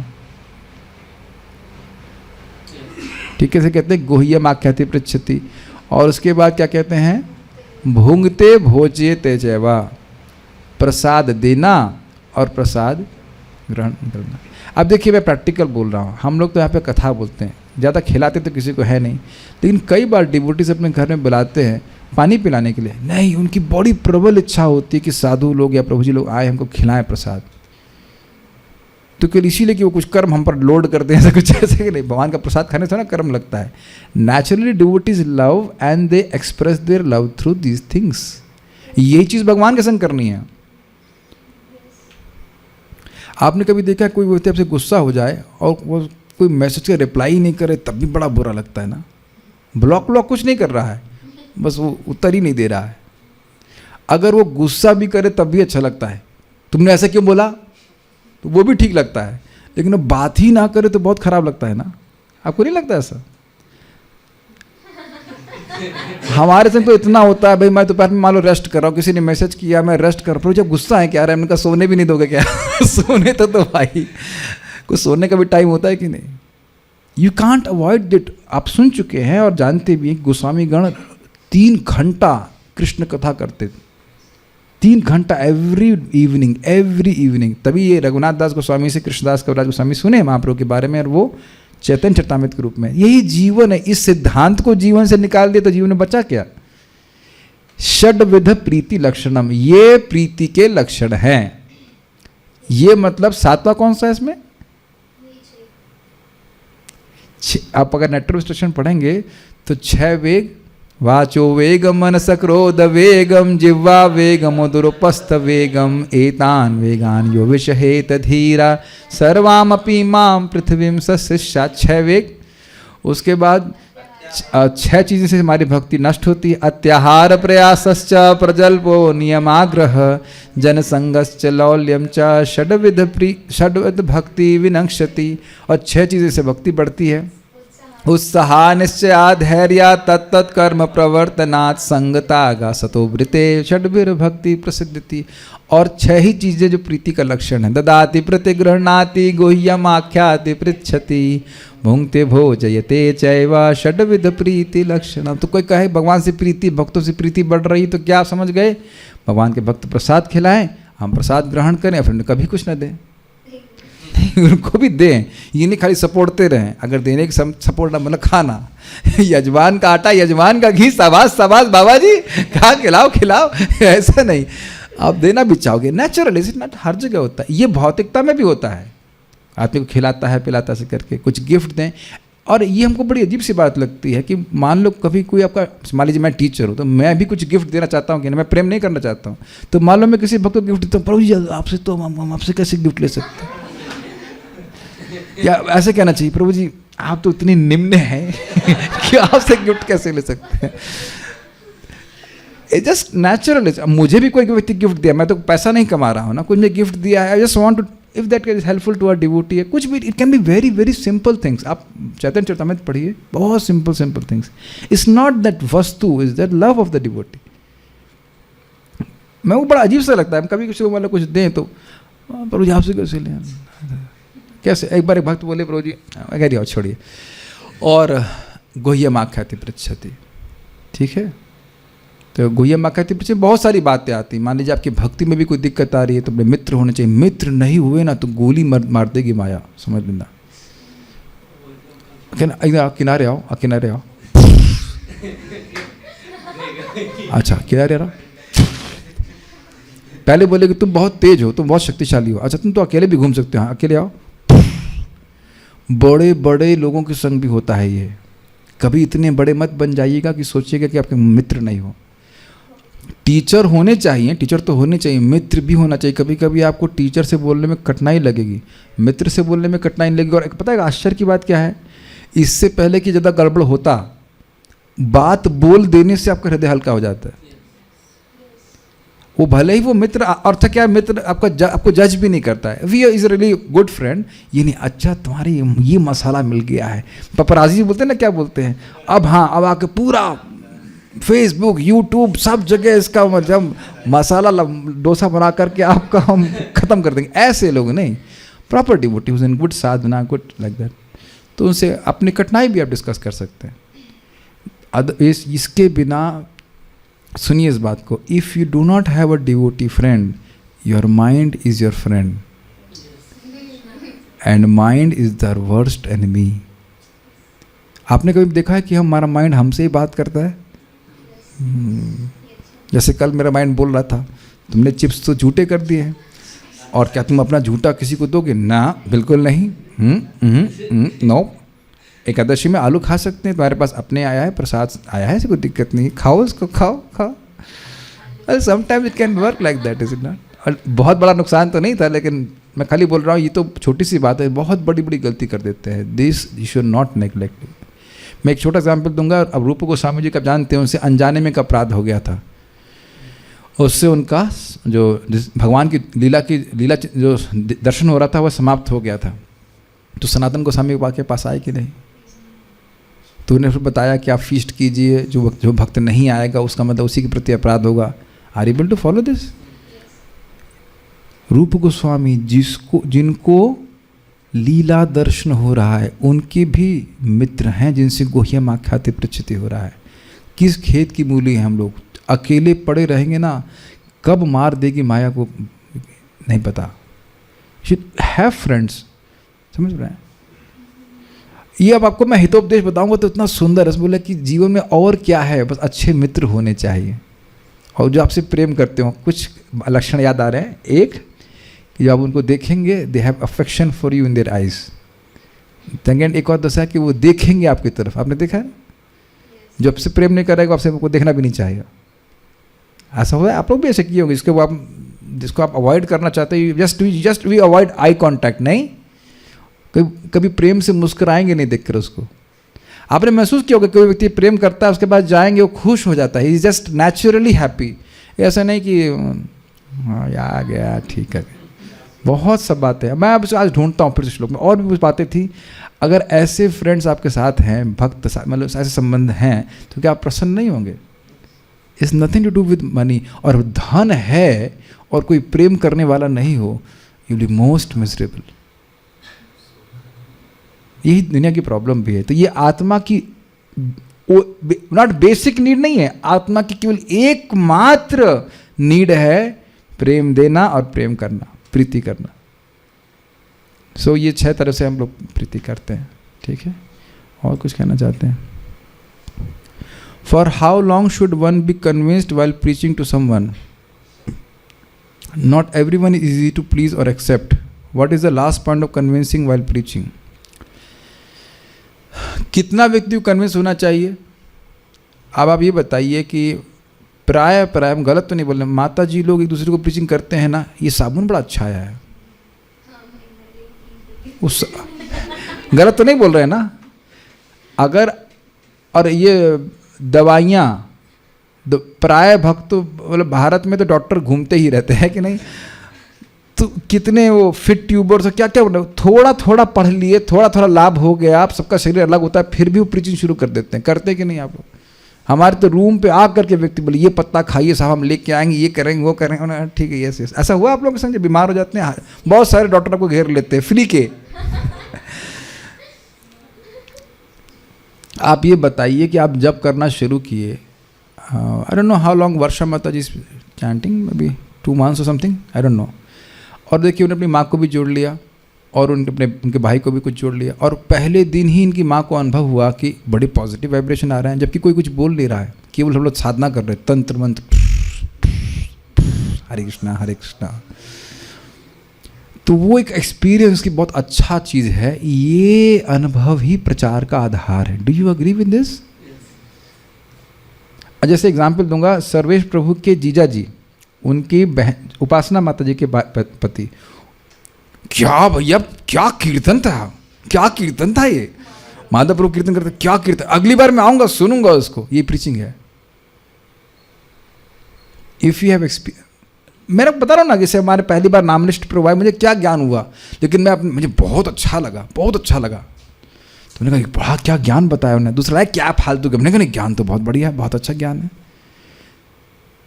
सो बाय एक्सपीरियंसिंग भक्ति you naturally become inclined for preaching. क्या कोई अनुभव प्राप्त नहीं हो रहा? नहीं हो रहा तो कर क्यों रहे? मन में शांति का अनुभव कर रहे हैं, अज्ञान की दूर होते हुए निवृत्ति का अनुभव कर रहे हैं। तो जो लोग कुछ ठीक से भजन करते नहीं उनको होता है, नहीं तो अनुभव तो आपको पहले दिन से होना शुरू हुआ नहीं? जब मैंने पहली बार सुना कि हम कंकाल नहीं अंदर के और आत्मा है, that was an experience, is it not? Halwa खाए तो वाह क्या हलवा है। यहाँ गोलगप्पे का अनुभव प्रीचिंग नहीं करते, अरे साहब वहाँ खाओ बढ़िया बहुत अच्छा, कहीं पे भी अच्छा चल रहा है लगता है। हाँ है ना।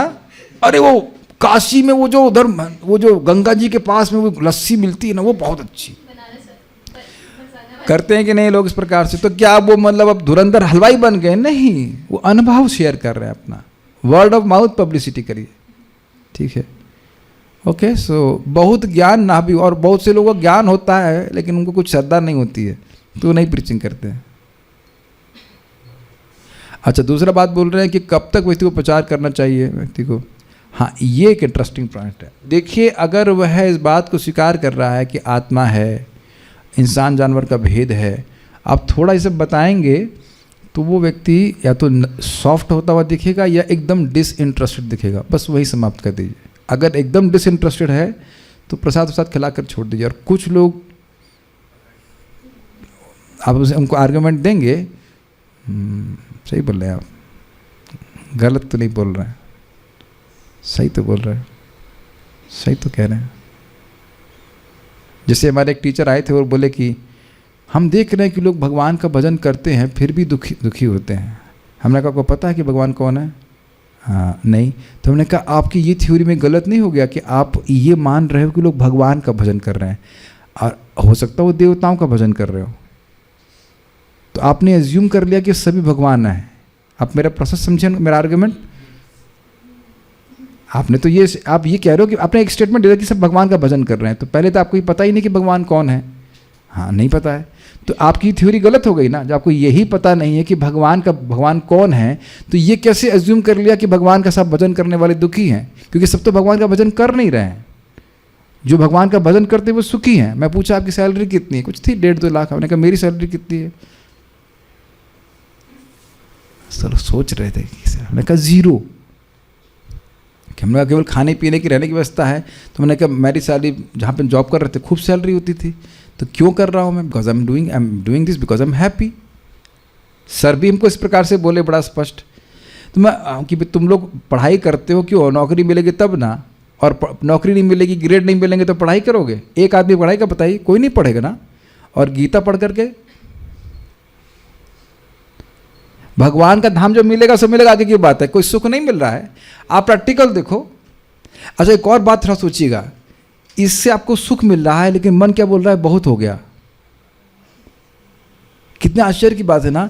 और भौतिकतावादी वस्तुओं में हमको दुख मिल रहा है और मन कहता है और करो। ये अजीब सी बात है ना। प्रैक्टिकल आप देखो ना, प्रैक्टिकल देखो। यहाँ कभी पैसा देता हूँ कि भाई 100 रुपये, जयवृंदा माता जी वो क्वेश्चन के 20 रुपये ले लेना, एक क्वेश्चन के 20 रुपये।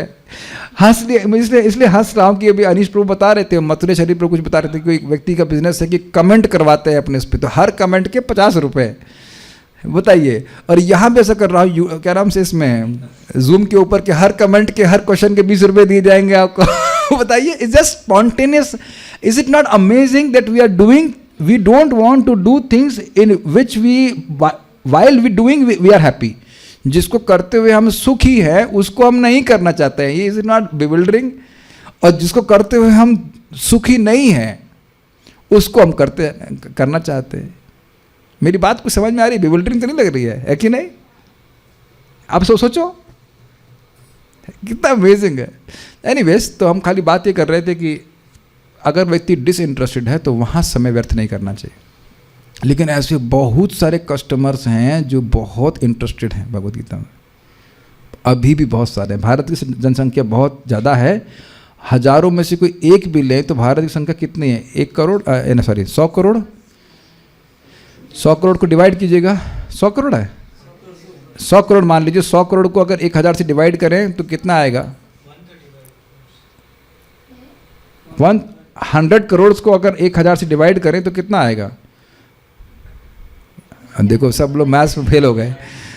मैं भी 10 लाख, तो 10 लाख कैंडिडेट तो है ना। भगवान कह रहे हैं मनुष्य नाम सहस्रेषु, हजारों में से कोई एक व्यक्ति, तो ये इतने लोग तो है ना। और इस्कॉन में 10 लाख लोग तो नहीं होंगे पूरा कनेक्टेड अच्छे से, वो हो भी होंगे, आई don't no, but I am just saying कि एक बात समझ लीजिए, एक व्यक्ति को अपने प्रीचिंग करना है बस। और एक बात ध्यान रखिएगा, वो व्यक्ति बहुत बड़ा प्रचारक भी हो सकता है। देवी शक्ति माता जी ने देवामृत महाराज को भक्त बनाया है और कितने लोगों को प्रीचिंग कर दी, और उसकी सारी प्रीचिंग का सारा लाभ आपको प्राप्त होगा। You just don't know whom you are putting your hands, है ना, कहते हैं आप किस पे हाथ रख रहे हैं पता नहीं, वो आगे व्यक्ति कितना आगे प्रचार कर देगा। तो अब आप सोचो कि हर व्यक्ति अगर प्रचार करने के बारे में सोचे केवल एक व्यक्ति को, तो कितना फैल जाएगा। मैं इसी बात बोलकर रुकूंगा। भारत की जनसंख्या कैसे बढ़ रही है? सभी लोग तो 10-10 बच्चे पैदा कर रहे हैं ना, 2-2 करके ही इतना फैल गया।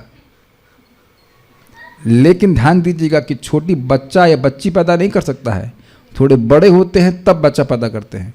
Are able to follow? तो बड़ा कब हुआ? उनके माता पिता ठूस ठूस से खिलाए पिलाए तब जाके बड़े हुए ना।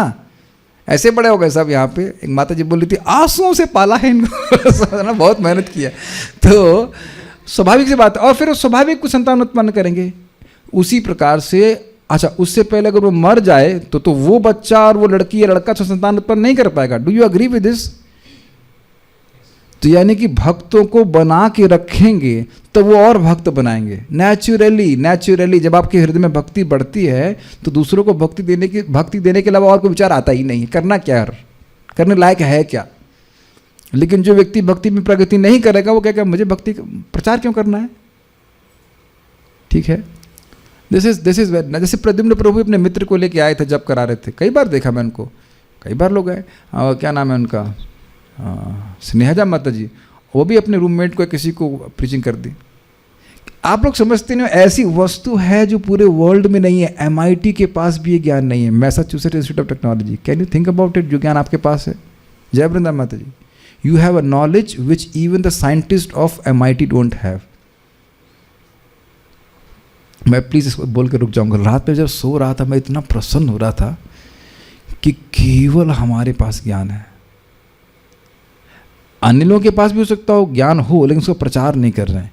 और प्रभुपाद की कृपा से हमारे पास, हमको पूरी टेक्निक, सब कुछ ज्ञान भी है और टेक्निक और सब कुछ है जिसके द्वारा लोगों को मुक्त करने वाला एकदम सटीक ज्ञान हम दे सकते हैं शास्त्र के आधार पर। अब देख रहे हैं कि कितना बड़ा फॉर्चून, कितना बड़ा लाभ हमको प्राप्त हुआ है। खूब उत्साह से सीखना चाहिए, लोगों को बताना चाहिए। अगर आप उत्साहित होंगे, खुश होंगे, तो लोग आपसे स्वीकार करेंगे। Okay, will stop here. हाँ, पारायण करना, ठीक है, पारायण करना।